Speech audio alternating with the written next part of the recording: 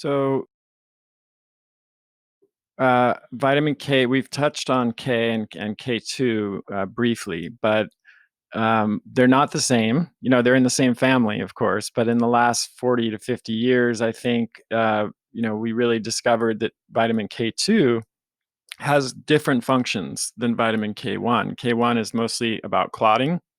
Um, and K2, as I mentioned, helps to regulate calcium metabolism and ensure that calcium gets into the bones and teeth and stays out of the soft tissues. And not surprisingly, studies have shown that when you don't get enough K2, your risk of heart disease goes up, and your risk of osteopenia and osteoporosis, bone-related disorders, goes up as well. And there are a lot of studies out of Japan showing that really high doses of K2 can help to even reverse osteoporosis in some cases. So, K2 is a bit of a trickier one because it's not in a ton of foods that we eat in the US today, with the exception of cheese. So, K2 is produced in the process of fermentation. So, hard cheeses tend to be pretty good sources of K2.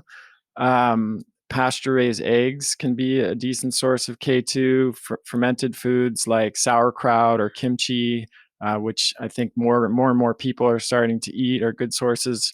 Kefir is a pretty good source.